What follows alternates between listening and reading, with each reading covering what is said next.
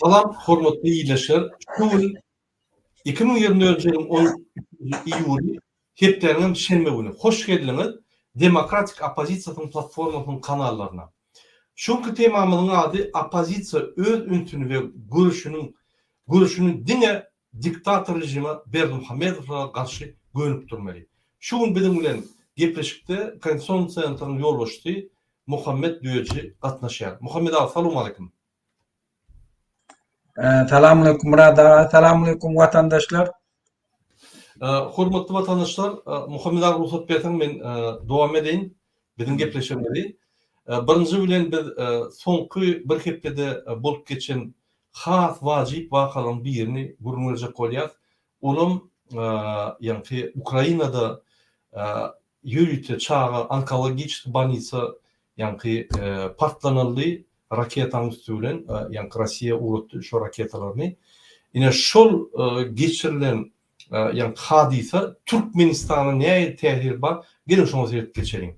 Birinci bilen biz maglumatları neye mülk geçti? Siz öz gözünüzle görür yani. Yani bir minut. Men bir neçe maglumatlar size görkezeyim. Hormatly vatandaşlar. Yine ünsörün главная BBC русская служба ýerýärde. Yani BBC информация berýär.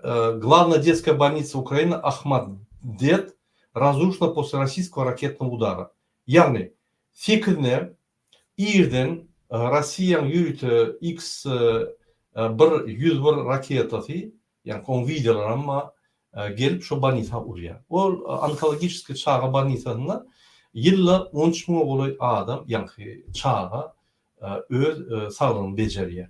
Ol bir şol banisa hiç wagt Russiýa goşunlarynyň yani maksatı değerli. Yine şu banisa partlanırlı ve şu yerde 2 adam öldü, 2 tane vraç ve 16 tane çağa yaralandı.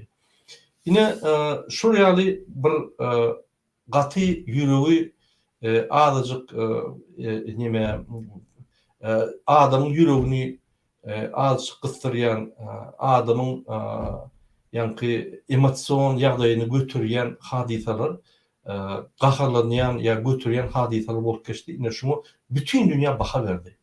Näçe Rossiýa, mesela Ukraina Rossiýanyň bombalanyna, onun newit obyektlerini, energetik obyektlerini bombalaya ýöne Rossiýa halkyň iň bir newt sagyrýan çağlarynyň öz çağlaryny ýani liçid edýän ýerlerini şu zatlar bolup geçýär ve şonu bombalaya. Yine şol Putin halky gorkudyp, halka basyşlar edip, halk öz hökümetine basyş edip, ýani urşudurdur ýaly şu raketa udarlary, ýani udarlar edýär. Gelin bir näçe video görkezeyim men size şol barada. Ünsörün. Bir minut ses aýryldy. Bir minut men şunu diýeýin.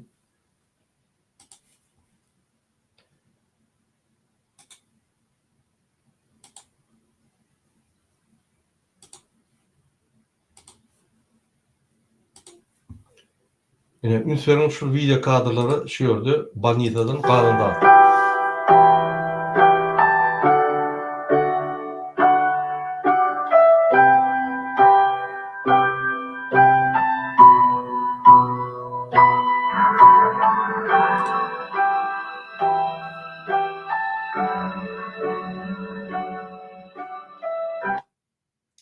Yine bir näçe kadrlar var, ona men size görkezeyim.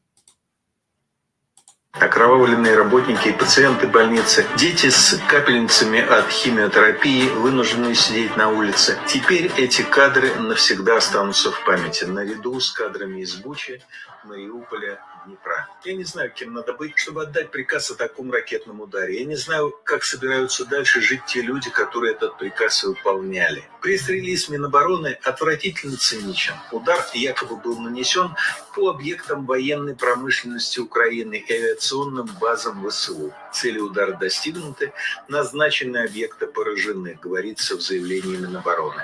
Меньше 2 месяцев понадобилось технократу и кабинетному чиновнику Андрею Ремовичу Белоусову, чтобы превратиться в военного преступника. Yine OON'la yani Birleşmiş Milletler Gurusu'na şu temani al maslahatlaşýarlar ve nitije çykaýar. Şoňa da ümit şu yani çağı banisatyň bombalan hadisatyny yani OON'a serdilýär. Şoňa diýdim özüňiz. Слово господин Владимиру Жовнину. Уважаемые члены Совета Безопасности, спасибо за возможность выступить перед вами сегодня. Я Владимир Жовнер, я доктор и директор Ахмадета с января 2021 года. Ахмадет означает мать и ребенок, уход за матерью и ребенком. Это крупнейший детский медицинский центр в Украине. В больнице лечатся пациенты с раком, заболеваниями крови со всей страны.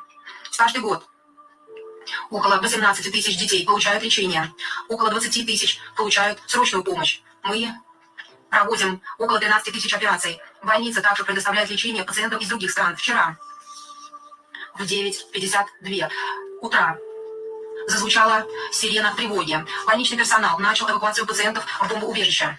Это сложно, когда речь идет о детях в реанимационном отделении. За последние 2,5 года российской войны против Украины наши сотрудники делали все возможное во время каждого удара для спасения жизней и избежания гибелей. В это время вчера более 600 пациентов и приблизительно такое же число медработников находились в больнице. Детям ставили капельницы, диализ, они были в реанимации. Более того, в момент удара в операционной шли 3 операции на сердце. Остановка операций означала бы опасность для жизни. В 10:42 утра мы почувствовали мощный взрыв.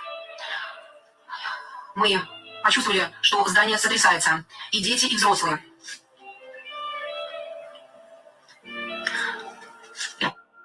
Кричали и плакали от ужаса и боли. Это был настоящий ад. Мы вышли во двор и увидели, что российская ракета попала по реанимации и лечебному отделению для хронической интоксикации. Эта часть здания полностью уничтожена. Пол провалился. Мы могли слышать, как люди просят о помощи из-под завалов.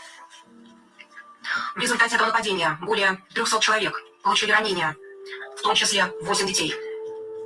2 взрослых погибли. Один из них – наш молодой врач. Главная цель – эвакуировать пациентов, которые зависят от системы жизнеобеспечения. Мы эвакуировали более 600 пациентов. Более 100 были переведены в другие больницы. Эвакуация продолжается. Наши медицинские сотрудники также переведены в другие больницы для оказания помощи этим детям. Токсикологическое отделение и травматологическое отделение больницы полностью уничтожены. Часть единственной в стране онкологической лаборатории также уничтожена. В общей сложности повреждения получили 24 отделения, включая 10 хирургических отделений, 5 онкологических отделений, 3 реанимации, 2 операционных блока, 2 соматических отделения, отделение радиологии, департамент радиотерапии и перинатальных услуг. Мы приостановили медицинское обслуживание в отделении токсикологии и срочной помощи. Операция в травмпункте поставлена на паузу. Мы продолжаем эвакуацию и продолжаем оценивать полный ущерб, нанесенный этим российским ударом в детской больнице. Этот удар будет иметь долгосрочные последствия. Пациентам будет не хватать медицинской помощи и специализированных услуг, поскольку высокотехнологическое оборудование не удастся быстро восстановить. Это приведет к серьезным долгосрочным последствиям для украинских детей, нуждающихся в медицинской помощи. Психологическая травма, которую получили дети в результате этого удара, тяжелая. Она будет ощущаться в течение долгого времени, возможно, всю их жизнь. В заключение. Удар по детской больнице, где получают лечение раковые пациенты, дети и дети с другими тяжелыми заболеваниями, это не просто военное преступление. Это выходит за все пределы человеческого сознания. Наши врачи и сотрудники спасают жизни детей до последней минуты, даже под ударом ракет и в условиях пожара. Мы не сдадимся. Спасибо всем вам за внимание. Yine şuraya harbi cinayeti işini Putin'in ve onun yani kabinet ministri geçirdi. Yine yeni bir video var. Şuna da bir verdim. Hormatlı vatandaşlar. Şu onu bulup geçen yığınakta yine nähili şul hadise aral maslahatlaşılıyor.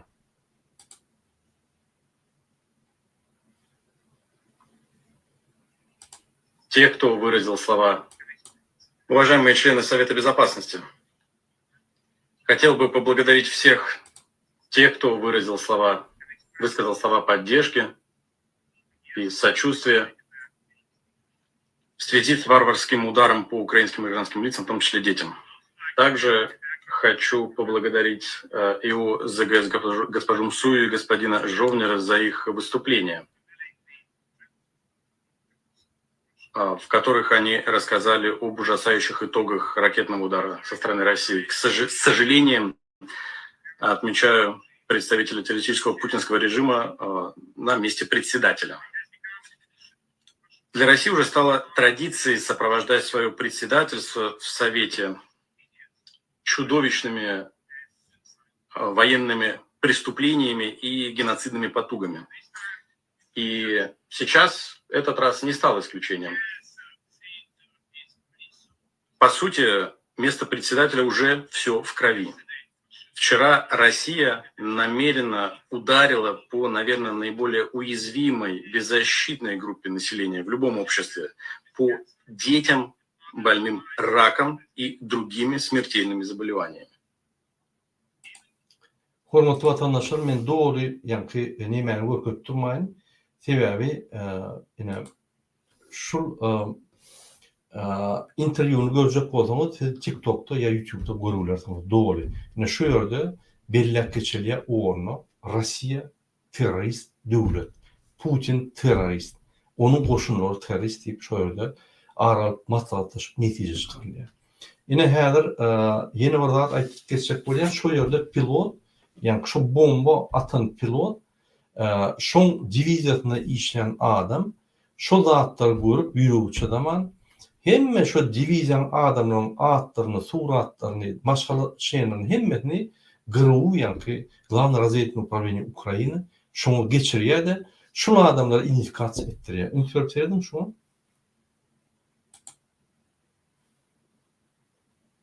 Новость. Оказывается, сегодня, 11 июля, Главное управление разведки Украины обнародовало сенсационную новость. Оказывается, 8 июля, сразу после того, как Россия нанесла террористический удар по Украине, в том числе по детской больнице в Киеве Ахмадет, на связь с ГУР Украины вышел летчик стратегической авиации России и слил данные своих коллег, а также сдал секреты стратегической авиации России.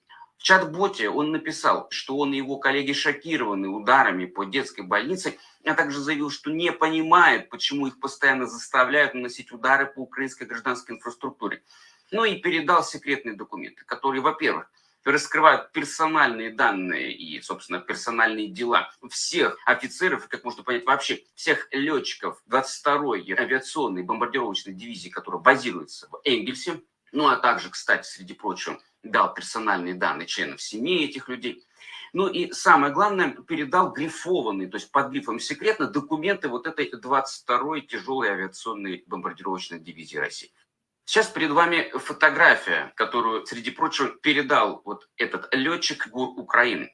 На ней изображены 30 старших офицеров вот этой 22-й авиационной дивизии, в том числе командир корабля Ту-95, предположительно начальник службы защиты гостайны, многочисленные полковники, подполковники, майоры, старшие офицеры, опять же, еще командир корабля, но только уже Ту-160.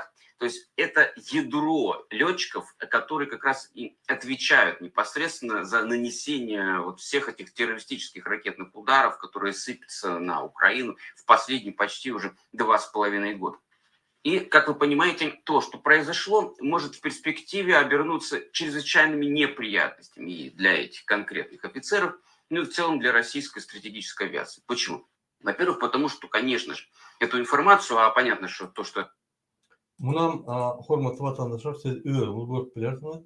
Yani ya TikTok'ta, ya YouTube'da, ya da yani elektron maglumatlarda, internetde. Men näçe şu wakany size öýtgeýän, birinciden şu wakada adamzada garşy harby jenaýat işleri Putinski rejim, yani Putin diktatör ve onun hükümeti şu Ukrayna'da ediyor. Şu bütün dünya belli oldu.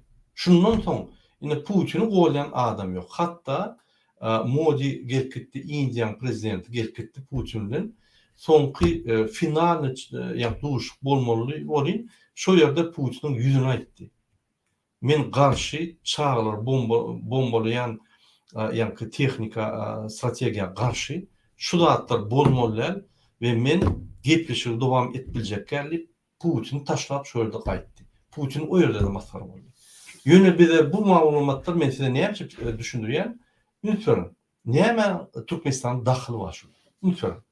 Şu konuda Türkmenistan'la bir topor cinayet işler geçirtiyorlar.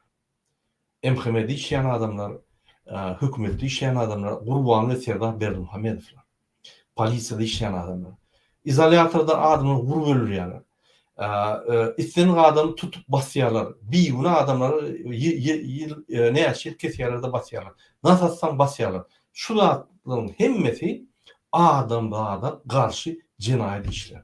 Ne yapıp şular boyunca uğruna çıkışları yok. Ne yapıp şular boyunca bütün dünya bilen yok. Sebebi Türkmen halkı şuraya video edip YouTube'a koyup ya pozitsiya iyi veren yok. Türkmen halkı korkuyor. Bunu neyse batış etse şonça korkuyor. Eğer de şu malumatlar opozitsiya gelen olsa bütün dünya bilerdi. Eyyem Gurbanlı ve Serdar Berdimuhamedov arayas ederdiler. Eyyem Marvel hayatının polisinde, Marvel hayatının yani izolatoruna uğran adamların spisikleri bütün dünyada çıkıp eyyem yani Gurbanlı ve Serdar Berdimuhamedov pretenziya edip bunu diktatör edip buna karşı Gaga'da eyyem rüşveni çıkardı. Yine gördünüz mü? Ukrayna'da bol geçti. Rusiyan adamlara öz divizyon adamlarını yani bütün malumat meydançasına veriyor. Demek şuraya zaten yani gizlenen o kaçanla halkın özü derhal malumatları yayrattı. Ne yapacak Türkmenistan'la bol geçen hem bir düzgünçükleri adamlar ayda men adım aytma, men nimem aytma, men helal ederler. Onunla bolur durur. Şu dağıtları biz hem de aylıp durmalı. Videolar çıkıp durmalı. Siz bize iyi vermezseniz YouTube'a koyun, TikTok'a koyun, doğrularına şanlıda iyi verin, paylaşın. Sen paylaşmasan komşun paylaştın, ol paylaştın, suratlar çıkmalı. Ne yapacak Türkmenistan'dan video çıktı, hükümet korkuyor. Buranın Serdar Berdimuhamedov'un can çıkıyor. Sen Gaga'da derhal ağır çıkardık korkuyor. Derhal gelip tutsadık giderler. Şu iksan haramzadan deyip şundan korkuyorlar bunu. Yine görüyor musun? Rusya'da ya Ukrayna'da bir dağıt olsa derhal bütün dünya malumatına çıkıyor. Hatta Rusya'da bağışlan bolin ağ lismen köçer çıktan basmak gidiyorlar. Şu yerde de adam, şu divizyon adamı bütün dünya yarattı şu materyalleri. Yüreği çıdamadı.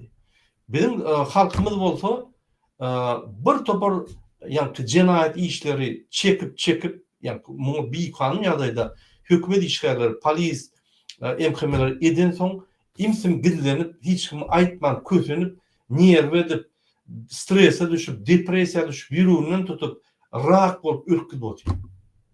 Gürlemde hiç yerde. Oy olsun etmeli. Bu kezzaplar hemmeti cinayet iş açılmalı, cevap karşılığı çekilmeli. Biz hiç yaradan da yok, siz hiç aydan da yok, materyal vermeyen korktuğunuz, kim size kömürsün? Sultnama yok. Biz ayya gurluya sultnama yok. Şunun için Türkmenistan'ın içinden şu bir serçe bu bulağıştan bökse de şun videosunu çıkarın. Şu köçede yağış yağsa da kar yağsa da köçede bir polisi elbet gürleşse de hem medardı yani mass media meydançasına çıkarın. Onu Türkmenistan'ın içinde MHM, polis, Gurbanlı, Serdar Berdimuhamedovlar cinayet etmeyen korkuyorlar. Siz hiç aydan yok. Olur qarınqıda hedin ediyorlar. Malumatlar çıkan yok. Qarınqı informasiya yok. Hem medadiyat diyorlar. Bir yani YouTube'da bir zat koysa sen hükümete karşı uğraşıyorsun. Sen arkadağa karşı uğraşıyorsun. O arkadağa değil. Men Türkmenistan'da bol geçen zatlar hükman aytmalı. Sizin hiç hakkınız yok. Bana şunu yani katalan etmeyene ya da gezgin edin ya da başgaça edin şu çıkmalı. İnanın, eğer de Türkmenistan içine informasiya çıkan ýagdaýynda bir ay alman rejim yıkılıyor. Opozisiya da gerek ya. İnanın. Eden oğa. Şoň üçin biz size çağırýar. Türkmenistan'ın halkı demirden, betondan goýulan, görülmeýän stenkan yıkmalı. Hemme informasiya çıkmalı Türkmenistan'dan. Hiç tak durmalılar. İnternet yok mu? Häzir hana Elon Musk yürütü internet satýar. Muht operatora merakdaýyn. Alýaňyz Sterling. Alýaňyz goýýaňyz o näçe $150 bahat bar. Näme getirip bolany Türkmenistana? Hemme adam et bolýar Türkmenistan isteseňiz.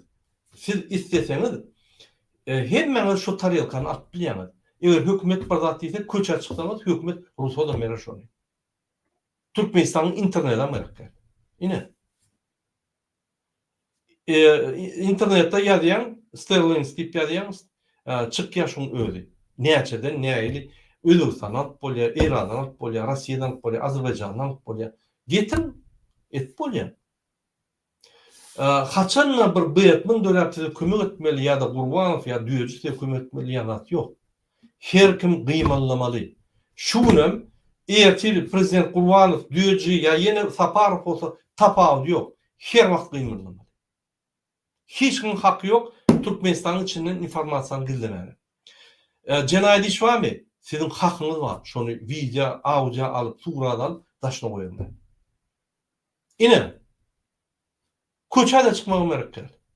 Hem medat öz-özünden yıkılıyor da hem medatın üst açılıyor da hem olum korkup başlar. Olum sizi hormat koyup başlar. Rejimim, emhemede, polisim sizin bilen hormat görüşüp başlar. Muhammed ağa, indi men size söz bereyim. Sen näme pikir edýäňiz? Men bir misaly görkezdim. Indi Rossiýanyň eden ýanky günäsini we şu zatlar eýýem uğuna baryp onu Ukraina Komisyonynyň içinde oturan adam uğuna çykyş edýär. Ýagny internetin üstünde we düşündirýär. Indi şuraya zat näçe Türkmenistanyň bolanok, näçe bir Türkmenistanla ýanky şuraya maglumat bilen de. Bolýa internet ýok. Näme video çekip onu yakın internette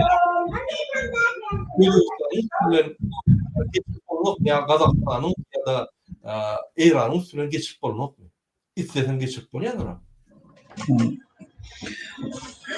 Öňde Murada men birinjiden şu ýanky Orsiýadan nimesi hakynda bir näçe söz aýtjak. Orsiýa siýasatyny, ýani Putin siýasatyny 19-njy asyryň siyasatı bilen alıp barýar. Şol üçin uruşda da öz alıp barşy şu döwürdäki ýana. Perwebitni.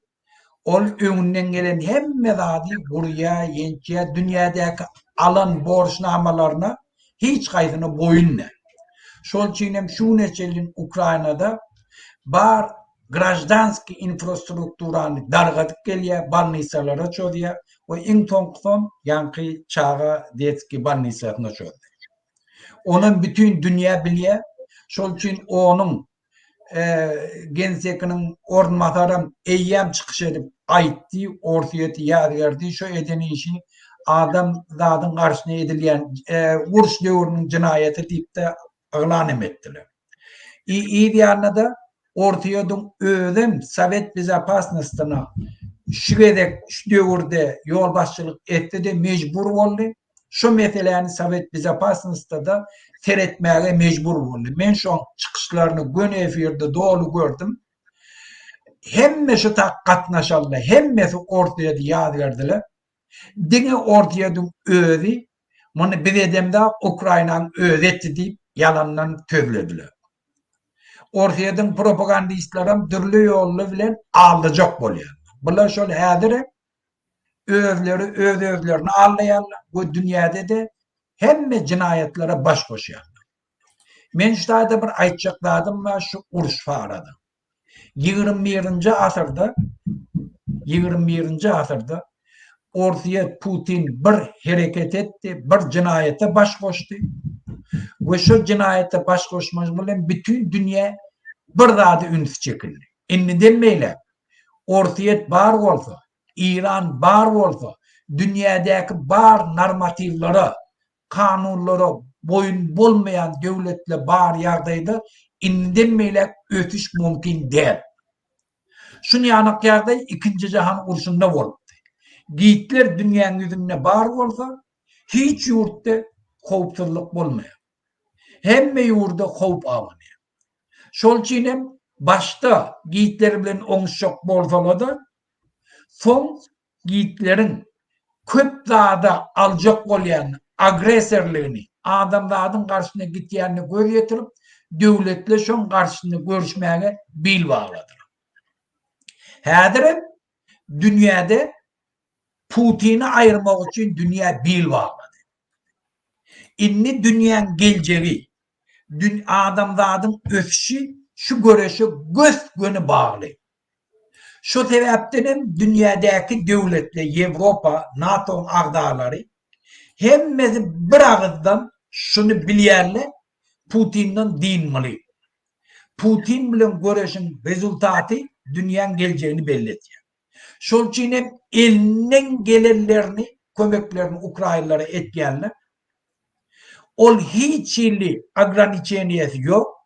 Ştada dine birci adı gözüne tutuyor. Ortaya ul devlet neçe mün tane yardımı yarağı var. Şol için öceştirmeyeni, dünya köpleyen getirmeyeni, bir vaktin içinde dünyanı Putin'e dindirecek oluyor. Men şu sebepten bütün Orta Asya'daki devletlerin yol başçılarının ünitini şu mesele çekecek oluyor. Sizin hemmeniz bilýäňiz, gördüğünüz onun içinde 143 tane devlet ortadan karşısına agresör deyip ofisalni ses verdiler.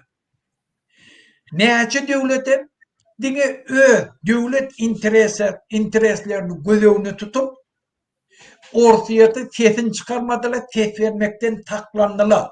O deydiler, on etýäni işin apravdat etmek için ne? Dine ortayadan şu yardaya düşündüm, biz öz bähizimizi iýerläýlik deyip sesin çıkarmandırdı. Neçeden devlet başını kollarlar. Severni Koreya, Belarusiya, Suriye, Afrika'dan bilmeyen Afrika devletlerinin biri, diktatörlerinin biri. Ama başka devlet şunu kollayan dünyanın yüzünde yok. Şimdi Putin'in özü ne mi? Putin'in özü. Dünyada iki demokratik ösen devletle yurduna kanunçuluğa hürmet koyarlar Putin'in karşısına. A Putin kimler kollayan? Dine öz halkın tağlayanları.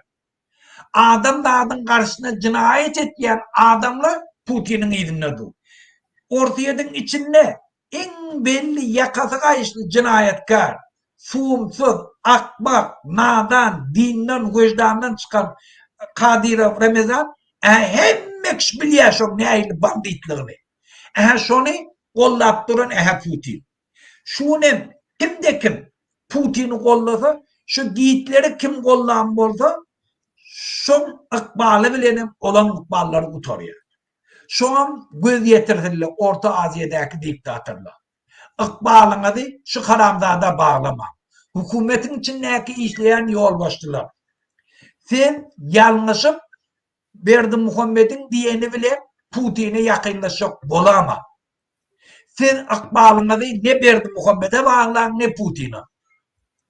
Türkmen aktivistlerine de aytiyan sözlüğünde pozisiyalarında bilin. Şun kun 3. Dünya Uruşu. Şun neticeden gelecekte dünya öfşünün näýilini hayf tarafa gitmeliğini belli etti. Şol için yanlışıp Putin'i olacak olma. Putin bir cinayetkar, in tonktan görkedi olla çağalara da rahmetine. Çağalar balnisiyatına da rahmetine. Näçe milyardlar çıktı edip bir sentral gönü bomba bilen dargattı. Özüm bilkatlayın. Şol için ortayadan içinde ofisierlik özlerim kim şonu edenli.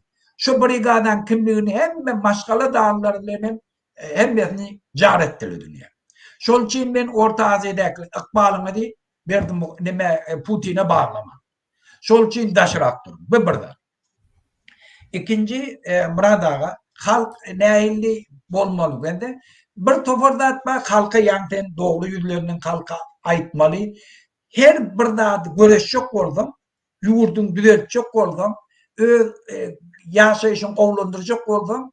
Sen çekinmeýän aýtmagyň ol. Şu birinci prinsip. Dünýäň hemme ýerinde. Bir ýurdun içinde halk aktiv bolmasa, halk prava naruşeýler aýtmasa, şu jinaýetler ýapyp galýar. Adam öldüren boladym. Bir sesini çıkarmasa, şol jinaýetkar adam öldüren adam gidipdir. Şol için her bir jinaýetin karşyna göreşjek bolan birinciden şoňa sesini çıkarmaly. Faktlar aýtmaly. Gorkmaly, çekinmeli aýtmaly. Şol için hem Türkmenistanyň ötkeşjek bolsa, onu hükmen aýtmaly.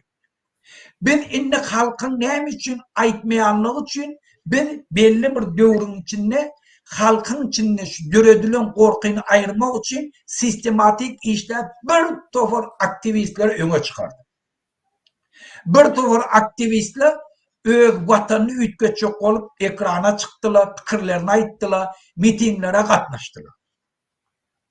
Ýöne hökümet şu aktivistlerin öňe çıkan adamdan tecrübesizliginden hayırlanıp birbirlerini uruşturup başladılar. Şolan kemçiliklerini öğrenip birbirini düşman ettiler. Aşarı yurtdaki agentlerinin üstü bile bizim aktivistlerimizi yeke koydular. Halkam şoňa seredi oldu. Bulan hemmeden hükümetin etýän işi bir zat направляýardy. Şu gorkyny halkyň içinden aýyrjak gäp bolýar. Şu gorkyny halkyň ýüreginde saklap bilse, ýurdun içinden habar çykmajagyndan bilýär, halkyň köçe çykmajagyndan bilýär, bulan garşyna jinaýat iş alyrmalyjagyndan bilýär. Şu sebäpden hem hemme pulunyň bomkinçiligini haýyrlanýar, öňe çykan aktivistler nakazat etdi. Şu sebäpden biz bir zada düşünmeli. Öňe çykan adamlar. Bizim hemmemizin ykbalymyz bir zat. Berdimuhammed öňe çykan aktivistlere zat diýmer diýip pikir etmeklik ol akmaklykdyr. Ol ýeke şu öňe çykan adamlar ganyny içmese, ol diktator bolmadygy. Ol köşemeýär. Şol için şun zat diýmese, birine ay bolýar gediber diýdi, ol şonu gepdirmekligide. Ol wagtlaýynça häzir näme etjegini bilmäni aljylap ýörelligi. Wagtyň ýygyna gezipdir. Şol için hem bizim aktivistlerimiz bir bilen düşman edip, yeke Türkiye döwletiniň karamdadalaryny tatyn alyp, bizim aktivistlerimizi dürlü ýollar bilen Türkmenistana alyp gidip oturýar. Biz şolary şu döredilen atmosferaň içinde biz şolary gollamakdan şuň biraz kıyınçılık çekiyor. Şu davan dörettiler, şu atmosferede birbirini gollamaktan biraz biz daşlaştık.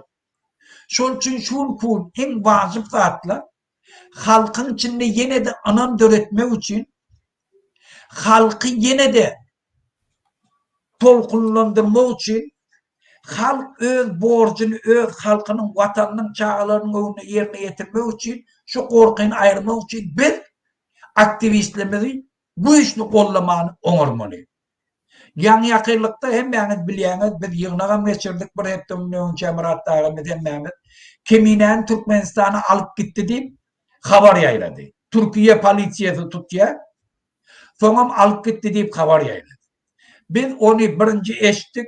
Öz toporlary aýdar diýip näme etdik, olada soň aýtdylar bir näçe wagtdan soň Türkmenistana alyp gitdi, gitmedi diýip bir näberler edip aýtdylar. Ýöne biz ýygyna geçirip oglanlar bilen gepleşdik, Keminäni biz gollamaly. Ýene de Farhat Kahramanmyzy akitdiler, akitmediler, falan etmediler diýip bizi näme edip öz etjek işlerini etdiler. Türkiye devleti onu cinayete şoň bilen baş goşdy.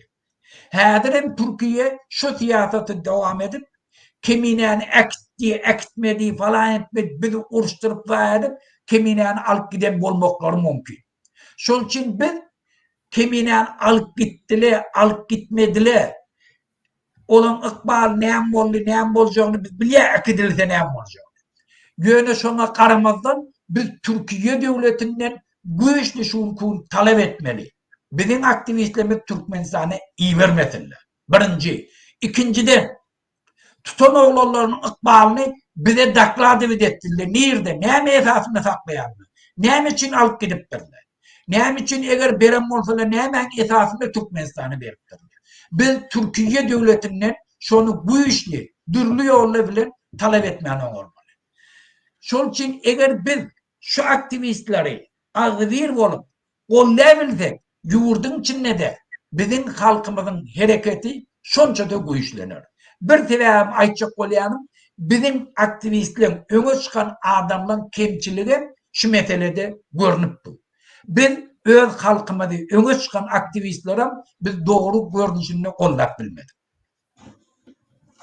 Sağ olun Muhammed ağa. Men bir yeni material görkezin, hormatly vatandaşlar. Ine ünsverin.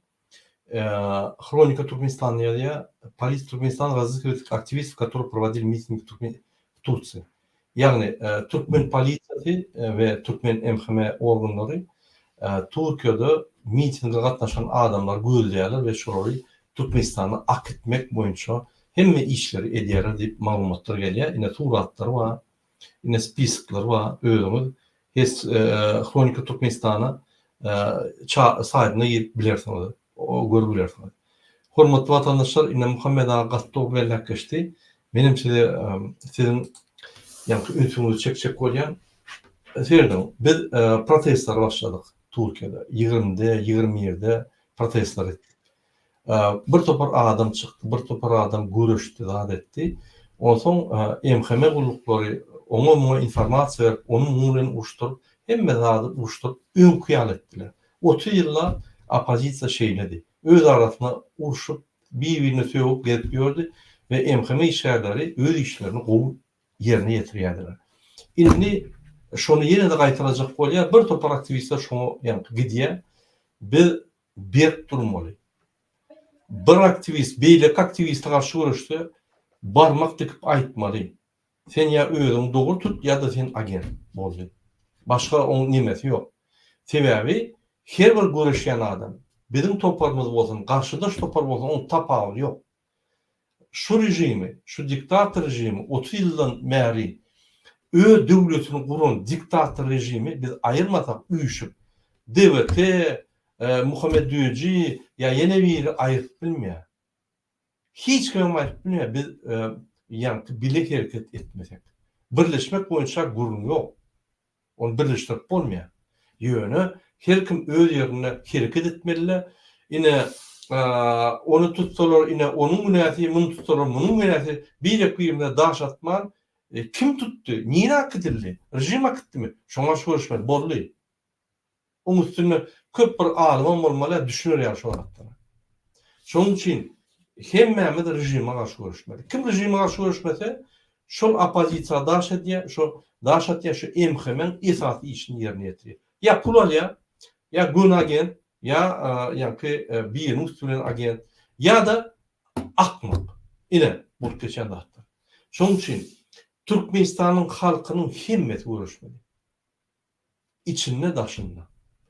Ay men goşuljak gel, men adam tutma, eýtme diýsen, onunla şu rejim dowam eder. Ünsverin, 1991-nji ýylda Sowet Soýuzy ýykyldy.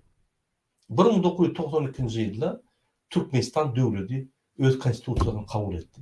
1991-nji ýylda Niyazow Türkmenistany garaşlyk diýip, ýani jar etdi, garaşlyk diýip. Ünsverin, Türkmenistan döwleti gurulmady. Diktatorlar öz döwletini kurdurar.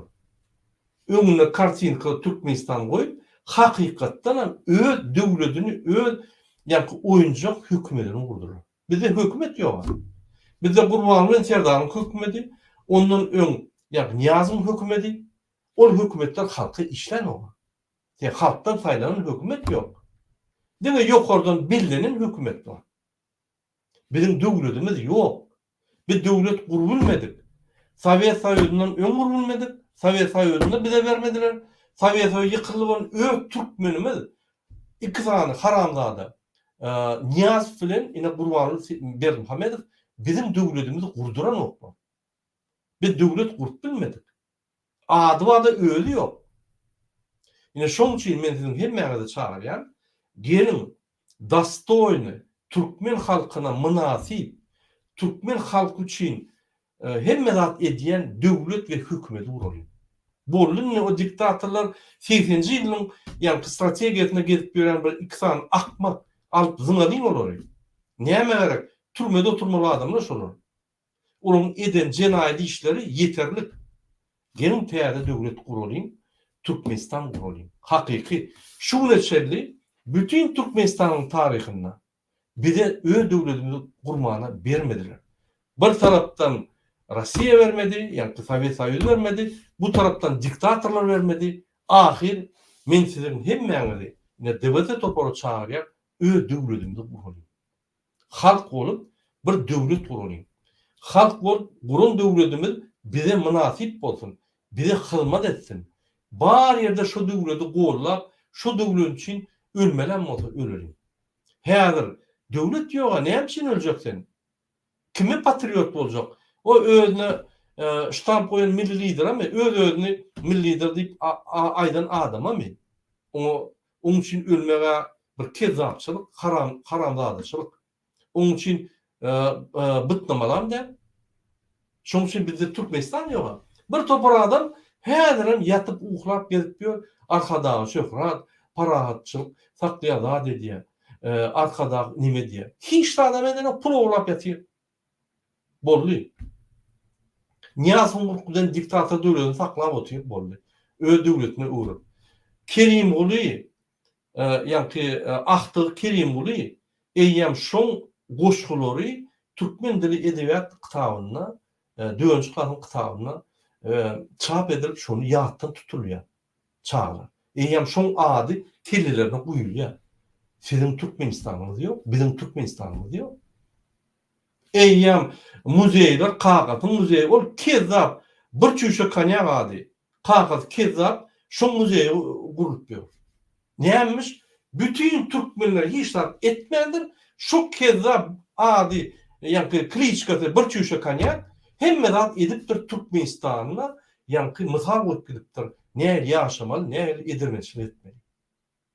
Gurbanly Berdimuhamedov bu torun kezzap. İki edep öýüne gahrman alyp Türkmenistan'da Niyaz'dan sonra ikinci adam kahraman. Näme gahrmançylyk etdi? Aydın bana. Näme etdi? Kezzapçylyk etdi. Ýaşlylar zorlap, ýa-ni öldürüp gezdi. Bir topar aýallar var, her vilayetde bir topar çağlar var. Munisipalny sadygy boldy Türkmenistany. Näme etdi? Öz arkadaş şäherini buraya. Näme etdi başga? Kezzap. Обычно ýöne köy, ahyrpyna şermende kezzap. Oğul näme etdi? Gahrman boldy. Näme gahrman? 2 ýylda bar eden gahrmançylygy wiza ýerdi. Öňüm Türkiýe zodan bak gelýän bolsak bekledi şonu. Başga gahrmançylyk ýok. Bular bizi hasam eden badyr.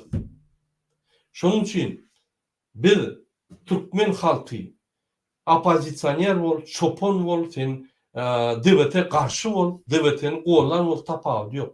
Türkmen bolsaň, özüň Türkmen duýan bolsaň, sen Azerbaycan bol, Ermeni bol, ýa Rus bol, ýöne özüň Türkmenistan duýan bolsaň, gelin döwlet bol. Goşulmaly. Tä döwletimiz bolýan. Näme entep ýok, bütün dünýäde kösenip, men sereden Ýewropada entep gezip ýörler. Gelin öz döwletimizi gurup, öz döwletimizde ýaşaýy. Bizim döwletimiz görkezeli. Biz beýle halklardan kim zarymyz ýok. Öz diktatorymyz özüni tutup, özümiz ýa-ni jenaýat çakyp bilýär. Çakyp bilýän halk dik görkezeli. Biz şoň söz çağırýar. Desedim bu arkada bir topar haramzadalar arkada millidir diýip, onun el çapyp, onam bütün dünýäde görkez maskara bolup, näme? Hiç Türkmen halkyna gelişýär şolar. Ýok. Urmanla gelişýär. Ýöňüm nemen Niyazyň elini ýalap ýören adam ol. Bu torun ýalla. Ýöne biz onu ýallar. Men bir video köjek bolýan Muhammed Agy berdi. Haladyň şu videony gelin şuňa seyredelim. hakiki halk tarafından söyleyen adamı size görkezeyim.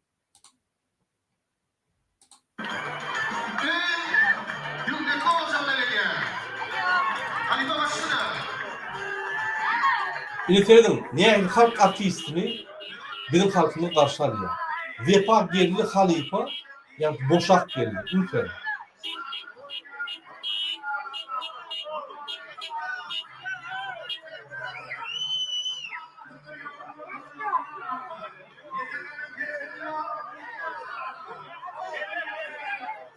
Bir arkadan şeyle karşı alıyor mı adamı?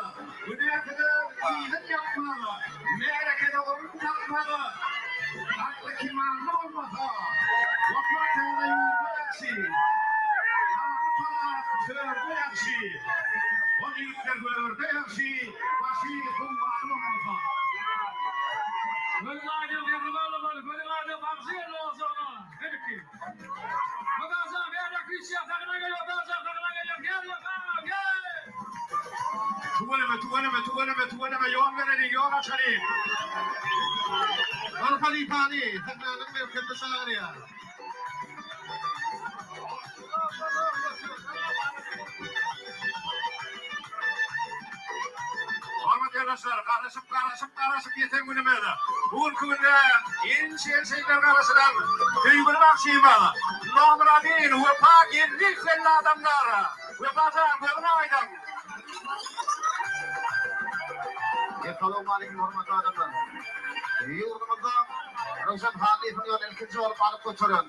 Meşhur vefa geldiğine bugün en bir karşılayan fırsatlarımızın elbetinin meğerbetti. Allah'tan ilmidama her bir yaptığı ozaklarımıdır. Uğruna yılanıp yasakın yetim veriyor. Vefadan gözüm aydın. Allah'tan bunun yani yaşımındır yar vurdun. En bir koygundur ozakıdır mümkün.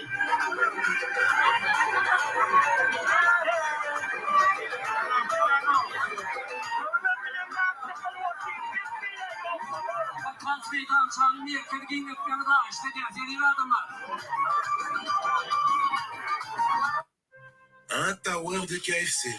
On ne se refuse rien. Alors, c'est quoi Yine qui formatı fait vatandaşa son söyledim. bacon bien grillé? Şu adamı halk sayladı. Halk kovur yani. Berdimuhamedov, Kurbanı Berdimuhamedov Kezzap, özünün milli lideri Caniyen yadır. Şuraya hormatı görüp, munça yıllarda hiç vakt halk şuraya hormat koymadı. Hiç vakt. Qaytip gören adam yigrenip yüzüne tükürüp geliyor.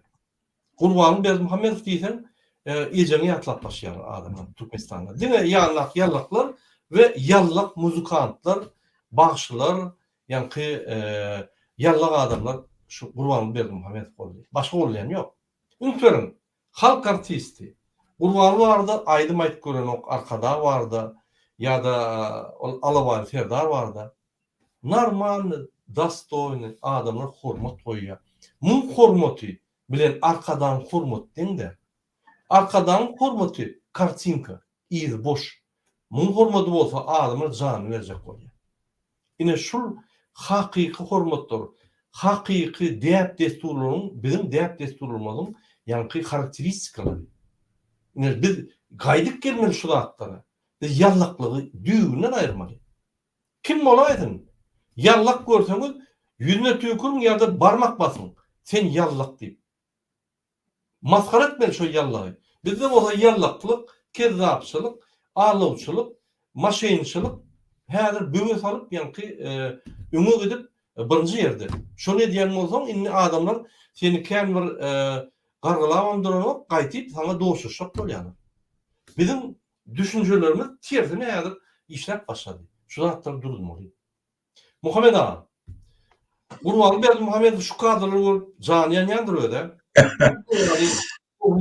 Men ömrümden bilmedim, özüme 2 yıllık medal verdim, kahraman ettim özümü milli lider ettim. öz oğlum prezident etdim. Hatta öz oğlum şuraya hormat koyan okmaňa diýip janyan päder ýa-ni verenýändir.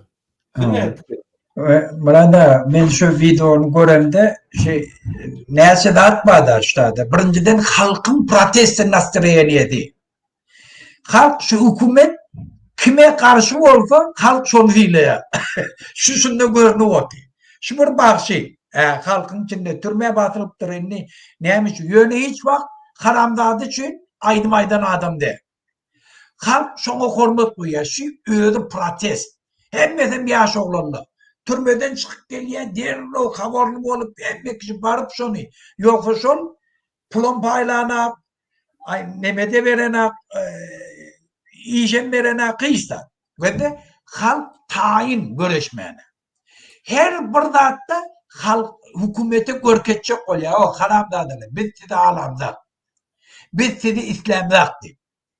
Şunu yanaklar yani İran'ın içinde de geç. Bolptu da. Ben nedir o hakkında da aydar. Ben de vatandaşlar şu an dışarı yurtta yüz binlerce Türkmenle Amerika'da, Avrupa'da, Kanada'da yaşapıyor. Şurada Türkmen, Sidyanak, şu Türkmenistan'da garip bir yaşap görün. Ne eteceğini bilmeyen yörün, korkusuna üstün çıkıp bilmeyen gelen adamlar. Bir yerde şöyle düğüp götür, durmuşlarını ütköden adamlar. Milyonlar cay alan adamlar. Hatta şurada oturup Orta Asya'daki devletlerde ofis açıp yüz binlerce dolar şu tak uğradıp aylık verip veren adamlar var. Öğlerim hiç sattın gelip şurada. Şunun için bizim halkımızda okuyup ama isleyen mi? Durmuşlarını ütkötecek ama oluyor. Halk öz nergillerini belli edip yankı 3-4 yılın içinde öne çıktılar. Bizim videolarımızı 25 bin, 30 bin adam görüp layık koyup bizi kolladılar. Öne çıkıp açık geplediler. Yönetişlerde bir de yetenek. Şu da adı bir yetirecek olmalı. Şu da bizim bir tofar yanlışlarımız var. Şunu geçip bilmeli. Yurdun içinde halk neyle aktif oluyor, dışarı yurttakiler de şunca aktif oluyor. Dışarı yurttakiler neyse aktif oldu, yurdun içindekiler de aktif oluyor. Şunun için şu aktifliği bir saklayacak olmalı. İkinci de öne çıkan oğlanlar maksatları dile verdi Muhammed'den diymaklık olmalı. Sebebi hemen adam bir ödüş ol. Biz şunu esas edip olmalı. Bir neyle siyaseti ilerleyecek oluyor, ne maksat bilen görüşecek, ne mekkellerimizde planla var yurdumuzu ütkötmek için onu ikinci etaptaki duran bakmaz. Şol ideyalarını yerine getirecek olsanız birinci bevede ayırmalı. Şol için şu bevede ayırmak için düşmanın provokasyasına paddavatsı etmeli. Ben öne çıkan adamla birbirimiz bile düşman olacak olmalı. Eğer günümüzde degenem olsa halkın beyefendi için, yurt beyefendi için sesimiz çıkarmanı, durmanı onurmalı. Koy davamız çok cezaylı. Şu an öne çıkan adamları yitirmeli. Bir Muhammed'in önünde şoları yeka koymalı. Halkın içindeki döreden umitlamadı, puça çıkarmalı. Halkın için yüreğinden ayıran korkuymadı yine öğürük getirtmeli. Biz şuları maksat edeni bilsek, biz yurdumuzu çal azat edip biler. Bir de iminle halkın köçeye çıkıp şu haramdadan din bağına dine bevet bolup duran bir zaviyazka bir düğünen şudan, sekreti şundan. Bizim halkımız ağda bir olup hükümete karşı görüşmeyeni öğrenmeli. Öne çıkan adamlar birbirini kollamanı öğrenmeli.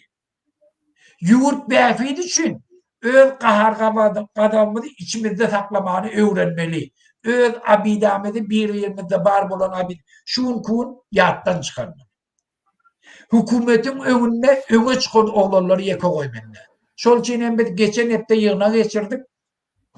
Dünyanın durlu kuncaklarına bütün aktivistler çağırış etmeli. Hem de davalarını koysunlar.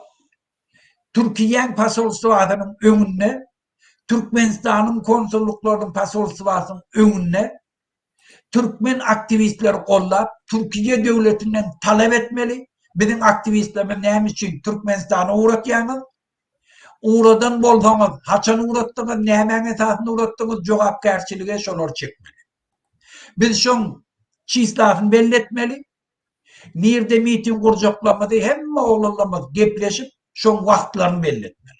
Şun kun şun vakti yetti. Bir bilen devam edip bilkul koymalı. Ekrana çıkanda dine haramdadan gurrun bol. Dine yurdu ne ettirip şu haramdadalardan dinden bakın gurrun bolmalı.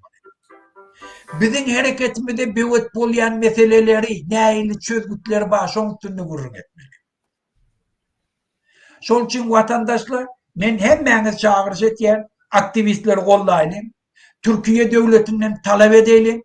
Türkmenistan'daki, Türkiye'deki işlep gören oğlanlar, vatandaşlarımızın hemmesinin dokümentini Türkiye'de verdiler yani ettirelim. Türkiye devleti Türkmenistan'ın şuna mecbur edip biliyor. Sebebi dünya normatif boyunca hükmen Türkmen devleti şunu etmeli. Türkiye devleti şunu talep etti. Türkmenistan ayağını satıvam. Türkiye'de çapkana vurmam. Türkmen adamların pasportlarını vermeliyor. Verdirmemeliyor. Bizim aktivistlerimize de haddedilmeliler. Türkmenistan'ın içinde bir kanunçuluklar bütün dünyaya getirip durmalı. Aha bizim şuun kunşa borçlamak. Burada boldum benim. Buyurun. Hurmatly vatandaşlar, men yeni buraya hemmenizi görüşü çağırýan. Görüş durmalar. Biz häzir iyul awgust aýyna känbar halkymyzy çağırjak bolamdyk ýöne. Sentýabrdan biz ýa-ni gaty güýçli işler başlar. Şöyle protestler başlar yeni Türkmenistan'ın içinde. Türkmenistan'ın daşında. Şoň üçin görüş durmakdyr. Ya DVT ya Muhammed Ait deyip ýörmän. Biz işleýär. Bir ekran çıkanda halkımıza açık dinç verecek bolýar iyul awgust aýlary. Hem ısy hem bir topar problemler var şonu çözüp sentyabr yine de ýa-ni täze görüşü başlar diýip biz umyd edýäs. Ine Muhammed Ait dogry belläp geçdi. Biz aktivistler goramaly. Aktivistler öz arasynda uruşup söwüşüp bolsalar hemme Türkmenistan'a gider. Hiç kim saklamadılar.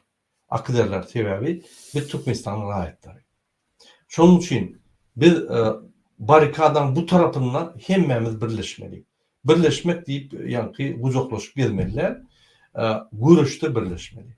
Yani her kim görüşmeli diktatura karşı. Eğer de bir adam beylik aktivisti karşı görüşen olsa onun ol ya içali ya da agent. İni gün aytmalı şunu. Vakit yitirmeliler. Şunun keminden tutturur mu? Devlete de çıkıp görüşmeli kemini için diyeceğim. Her kimim aytmalı. O minimum şunun ediyen akçalarına karşı görüşmeliler. Minimum. Gorlamalı. Tapağı yok. Bize karşı görüşen ama düşünür de vaktin geçmemden düşünür. Anırda oturan adam. Tekrar şun adı bir yerde tutulsa şunu ellemeni kork gelir son. Şondaşını yuvaş-yuvaşdan yani informasiya gidemeden deyip o sertap bolar. Biz Allah verdi peygamberdə gördük şol atları. Habar tutduk şon ýagdaý boýunça. Ne şon üçin şon adyny ýere gaçyrman her wagt çykyş edip hem ýere ýazyp aýdyp durduk. Şu ýaly rejim gorkýar şondan. Mass mediadan rejim gorkýar, açıklıktan rejim gorkýar. Bu zulüm garankyda ýa-ni hereket edýän zulüm. Şoň üçin Türkmenistan'ı yani mass media tarafından garankı atalya, informasiya çıkmadı yani interneti bekliyor. Gerek bolsa köçüdönüm gelmeyeni yani bekler. Hareketleri bekler, hem zatlar bekler. Adamı daşına çıkyanlar adasın özü bilen video materyal çıkarmadın deyip ondan bekler. Şu tarafa gider rejim. Fikir etmeyin. Arkada bizim meselelerimiz çözür. Türkmenistan yine bir gün nemeder, ötür. Ya Serdar bizim meselelerimiz çözür, ötür Türkmenistan. Bunu yani sağda hem dağda yani mir deyip gezip görmen oraya da yok. Diktatör hiç vakit halkın tarafında değil. Her wagt diňe öz tarapynda. Diňe özüni gorýa, öz maşgalasy gorýa. Şoň üçin şunu aýdmasak bizim geleceğimiz ýok. Türkmenistan döwleti ýok, ötüş ýok. Şol döwletem ogurlap gidýärler. Bu toran kezza, Gurbanly Berdimuhammedow. Şu bir zat ogurlap bolýan bolsa, şol ogurlaýar şonu. Şol ýaly ogur kezza. Biz şunu düşünmeli. Başka bir zat aýtjak bolýarlarym. Häzir istenik döwlet, beýlik döwletden konkurensiýa diýär. Häzir haýsy döwlet ösüp bilýär. Haýsy döwlet opşy globalizasiýa, integrasiýasyna taýýar bolsa, onun üçin sen iç kanunyň mejnarodny norma deňelmeli, sen içinde kanunlara hormat goýulmaly, ýani organlar zatlar gorap durmaly, hormat goýulmaly, korrupsiýa bolmaly, adamlaryň azatlygy bolmaly, söz azatlygy bolmaly. Şu zatlar bolmasa seni ýa-da umumy halkara targowlasyna sap bilen oklar. Sana investisiýa gelmez. Diýmek sen haritdan almalylar. Sana investisiýa goýmadylar. Ýa Türkmenistan öz ýagdaýy bilen öz ýagdaýyny gowlaşdyryp bilmeýär.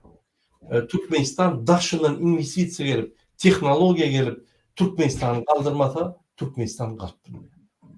Häzirki sistema şol investisiýa bilen tehnologiýalar getirmedi ýaly diýär.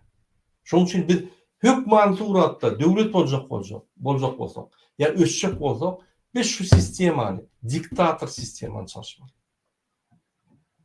Biz täze sistemaga geçmeli we täze, ýani demokrat sistemaga geçmeli we biz täze döwlet bolmaly.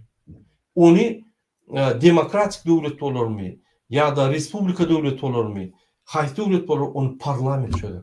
Parlamentiň adamlaryny siz saýlarsyňız. Prezident döwleti bolarmy, ýa-da parlament döwleti bolarmy, haýsy sistemi işler içinde demokrat sistemi, diktator sistemi, beýlik sistemi, ony parlament saýlar. Onu halk saýlamaly. O bir adam oturan ýerine tirek çekip, neme diýip, oğluna derek bütün dünýä aýlanyp, özüni reklama edip bir kezza, bir samsyk, öz oğlunyň awraýyny açýan samsyk, Türkmenistanyň awraýyny açýan bir samsyk, Türkmen halkynyň awraýyny açýan bir samsyk, öz-özüne milli lider, öz-özüne 2 edek gahrman medalyny beren bir kezza öňe çykmaly. Döwlet boljak bolsa, dastoyny, akylly, paýhatly, moral taýdan edepli, düşünýän, halkara siýasatda düşünýän, içki siýasatda düşünýän adam öňe çykmaly. Ona saýlap, saýlawlar saýlamaly. Bütün dünýäde şeýle, öten döwletlerde şeýle. Näçe pişörde soraw boldy Muhammedow şoňa jogap berýärmi? Näçe bu Putin bahanasyna bolýa, eýle bolýa, beýle bolýa. Gurbanly Berdimuhammedow we Serdar Berdimuhammedow Putiniň itleri. Putin medalçygynan beri ýaşalar, Putin jaňysa böküp barýar şoýra, Putin nämetse edýärler. Bular watan döwletleri. Öz watanyny Putina satan. Bizim watanymyzda ogurlap, şonam Putina satan watan döwletleri. Putin gaçan ýagdaýynda şolaryň arkadagy ýok.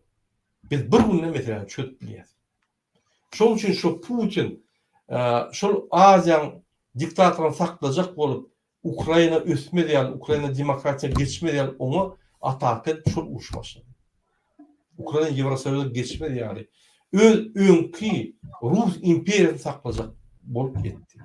Egerde biz şundan 3 ýyl mundan galyp döwletimizi çalışjak bolup galyn bolsak, onda Putin Kazakystan ýaly, Galystana ýaly, ýani ODKB diýerdi, terroristik akt diýerdi, goşuny ýerip Türkmenistanyň halkyny atardy. Şoň üçin biz Putina gynatan bagly. Şoň gününe bizim baglygymyz gününden pes edýär.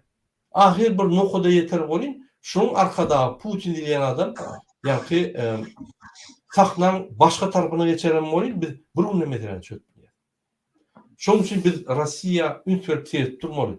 Näili Rossiýada siýasatda bolup geçýär. Rossiýa geopolitikada Türkmenistanyň taklak gelýär. Gynatan. Bir ýerde Türkmenistan bilen etjek bolsa biz içinden habar alyp durýar.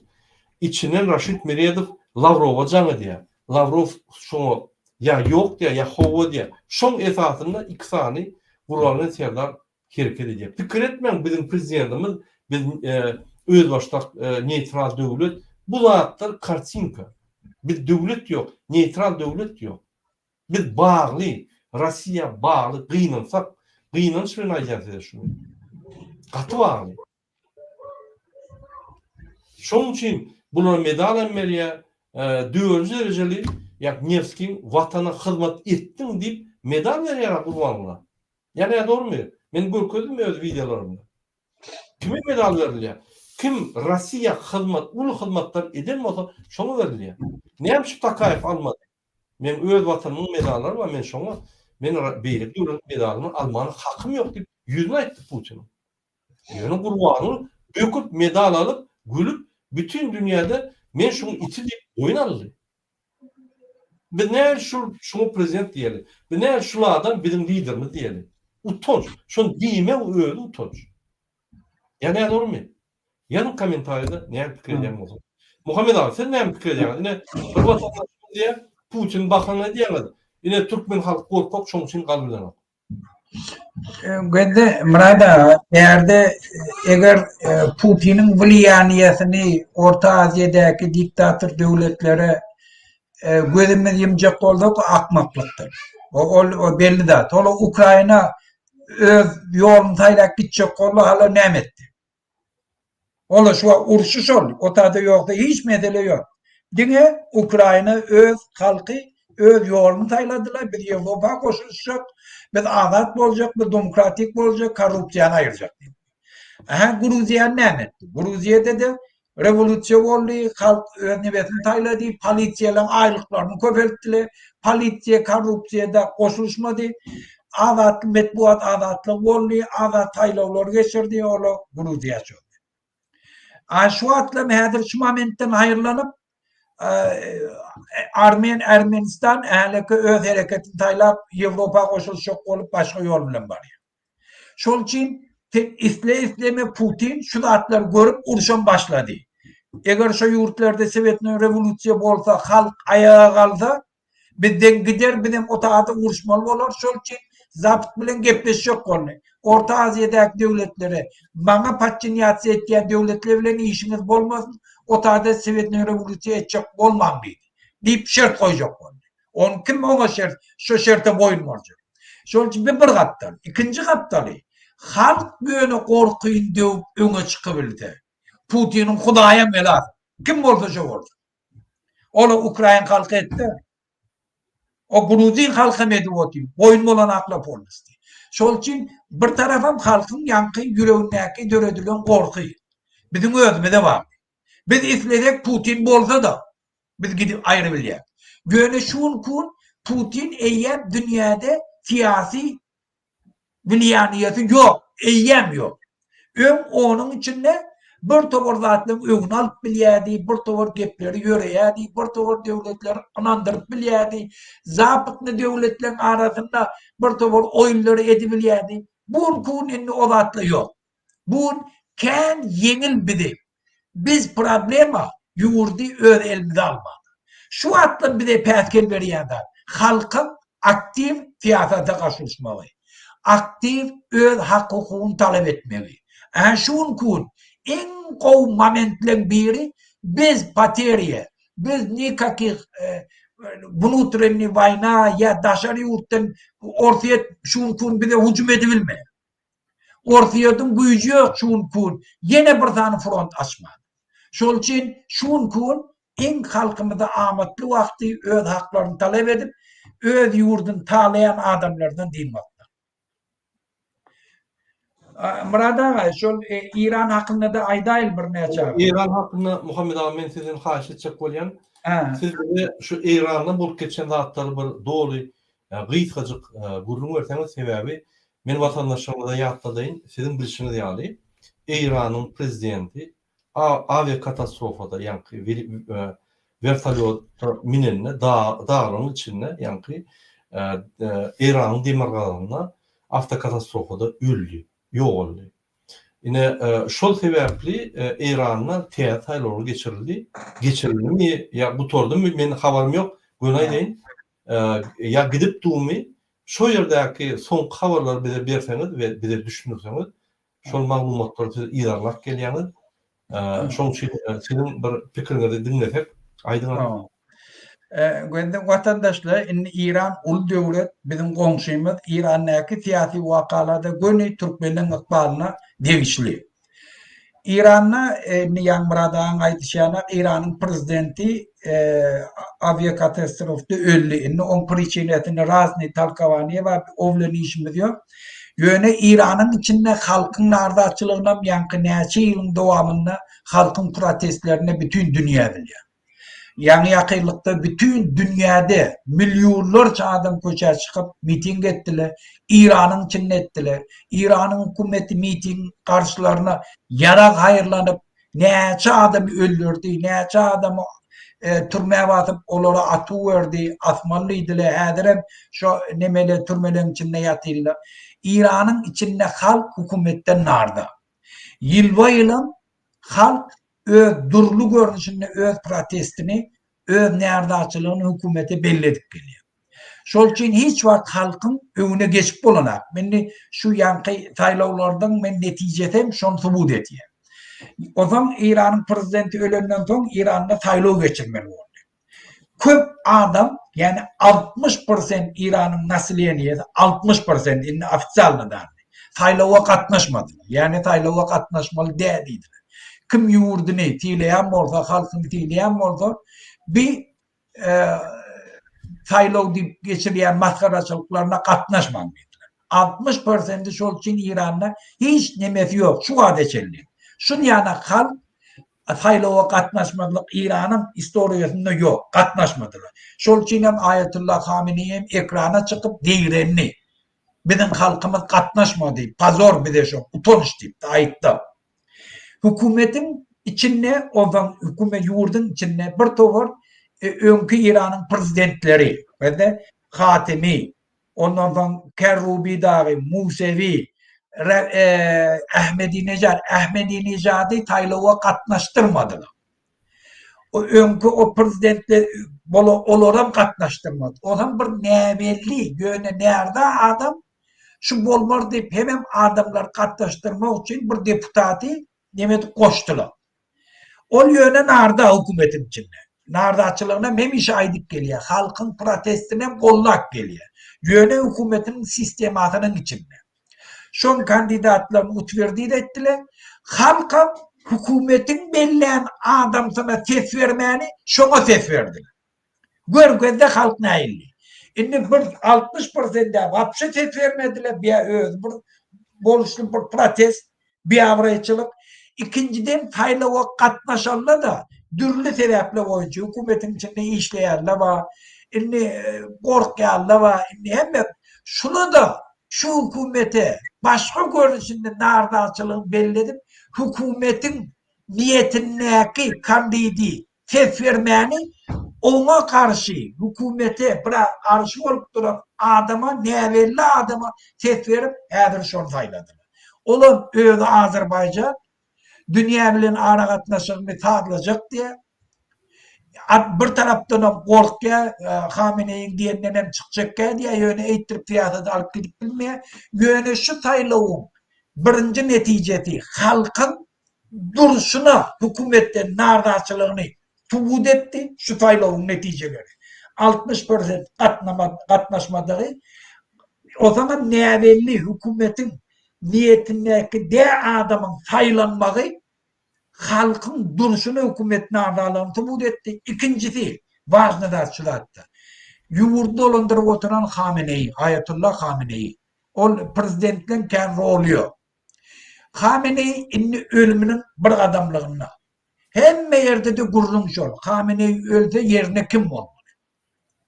Son yerini belli bilecekler, ol oynatabilecekler bir yeri İran'ın şu devurdaki prezidenti. Şol için eğer Khamenei şuun öldü, hadirki saylanan prezident inniki geleceğini olur ol oynatmaya kim bolmağını. Şon saylananına kim gelmevine eğer Hatemi, o zaman Musevi, şola öz adamlarını getirilse İran'ın içinde de ulu siyasi ütkeşikle bolmağı mümkün. Şol için İran'ın içinde siyasi ütkeşlik bolacağı olmaz belli. Sebebi onu dünyanı bulaştırdılar. İran'ın halkını tağladılar. bütün regionu bulaştırdılar. Dünyada avraytı oldular. Ne yurt düzelecek oldu. Şu önkü siyasetlerden atkaz etmeli. Neyse İran'a demokratik tarafa gitti. Siyasetleri ütkese Türkmenistan bilen ara katnaşıgan eýýän başgaça bolupdylar. İran Türkmenlerine de täsir goýar. Türkmenistan'daki Türkmenistanlara da öyle täsirini goýdular. Şol üçin hem şu zatla İran'ın içinden geçen vakalar ulu bazı meseleler bize gün täsir goýdular. Doğru. Benim bir cemleyecek koyan häzir hormatly vatandaşlar ünsörün olmalı. Demokratiya ýeňe diýsek ýalňyş bolýar. Häzir günne täze aplikasiya, täze programmalar, täze sosial medialar çykýar. O sosial medialar alternatif. Yani bizim häzir berýän maglumatlarymyz Türkmenistanyň hökümetiniň berýän maglumatynyň alternatif maglumatlary. Yani şu ýaly alternatif maglumatlar köp beren soň adamlar oyun başlaýar, adamın dünya garaşy giňip başlaýar. Adamlar köp zady özüniň alan ýanyklygyny görüp bütün dünyada şu prosesler beripdir. Hatta iň bir diktator döwleti bolan döwletleriň biri bolan Irana da şu prosesler beripdir. Näme Türkmenistanyň gitmelidir pikir edýär. Gidip Türkmenistan'a. Biz görem dok şonu, biz üns verem dok. Gidip dur. Yankı toydu. Yankı vepa geldi. Boşun gelişine üns verdiniz mi adamlar? Bir topar adam yankı zapretleri karaman, qadağançılık karaman alıp toylap, alıp karşı alıp da edip arkadağın ya alaval ferdağın ağıt tutulenler mi? Onun ağıtları yoktur. Ayratin, Bu adam yok. Hiç adam yoktur. Değil.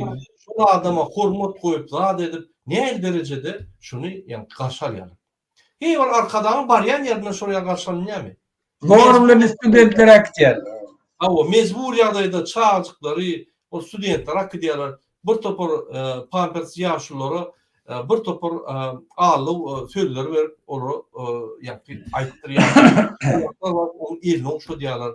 Kara yallak bilen yankı bir topar ağırlıkçı adamın bir spektakli. Yine hakiki hormatı biz görködük size. Biz yalan devlette yaşayan. Bizde devlet yok. Bizim kuran devletimiz yok. Şunun içeride Türkmen halkı öyle devletini kurmadı. Şunun içeride Türkmen halkı öyle devletini kurmakta bir adım et görmedi. Yani biz de şunu çağırıyor. Bolun ne? Maglumatlar var size beriliyor. Maglumatlar var size geliyor. İnin netice çıkart biz harekete girmeli. Şey etmesek bizim geleceğimiz yok. Biz şunu düşünecek olduk. Şunun keyfiyede başka bir size getirecek mesajımız hemmeler opozisiya olsun, Soyun Fıklimov olsun, Gellikariz olsun, DVT olsun, Düyeci olsun, Beyleki olsun tapal yok. Bir de karşıdaş olsun. Eğer hakikatten hem Türkmenistan'la özgürlükler isteyen olsa hemmemiz bar gücümüzü, bar ünsümüzü iksan diktatör taşlamalı. Başka da enerjimizden, gücümüzden yitirmeliler. Vakt yok. Türkmenistan'a baralı şu yerde kanun tarafından hemme zat edibilirsiniz. Tapal yok. Yine şunun için bizim hemmemizin niyetimiz bir olmalı. Görüplük edip birbirine hayvat atıp, yalan atıp, töhmet atıp, eğdip, biz vakt çeker. Biz her gün doğum anlaşımız helak olup ürküt botuyor. Her gün helak olup görür Türkmenistan'da. Biz şunu halat etmeli, biz özümüzü halat etmeli. Yine şu mesajı verecek olduk şu çıkışımızda. Muhammed abi başka içaklardım olmadı bir tamamla öyle. Burada men şu böwrüme dürtüpdi şu kemine meselesini var da ne azatlyk radiyasy şu meseleni aýtdy, ne Helsinki toporu şoňa eýlek hat ýazdylar. Men şurada aýtýan şolara ýüzlenýär. Sizin sesiniz çıkarmagyny gezmeňiz bir cinayettir. Şu tutulany belli, gep gurrun giňden ýaýran, hemmeňizden bilýäňiz, şu iki tane edara afzal etmeli işleri eğer etmeseňiz cinayete baş koştuňyzdyr. Men şolara ýüzlenýär. İkisine de azatlyk radiyasy şahitinde habar berenem. Helsinki topory degişli guramalara kemine hakkında istat ýazana. Men şolara ýüzünde durup aýtýan şu. Eger şonu etmeseňiz cinayeti işe çeker. Doğru aýdýan, bir de dur maglumatlar ele departlaýyryň içinden hem berden kimine barada ýöne ony şol topuryň ýolbaşçylary öldür aýtmaly. O Aýdar. maglumat bir. İkinci, biz DBT toporyna Konstitusiýon Centrum demokratik opozisiýasy kiminäni we beýlikleri kim şo rejime aşy görüşen bolsa her wagt gollar, gollarsam golla durar. Tapaw ýok kim bolsun. Erki küne bir de söýgen Farhat bolsun ya bir de aşy görüşen kimine bolsun tapaw ýok. Eger rejime aşy görüşen bolsa, eger rejimiň düşmany bolsa, we onu gollamaly, hökman sorat. Hormatly vatandaşlar, şunu bilen biz öz efirimizi gutarýar. Sizin hemmeňize birinji bilen adalatly durmuşy arzu edýär. Inip gepleşikleri çeldi, hoş sağ olun. Tamam.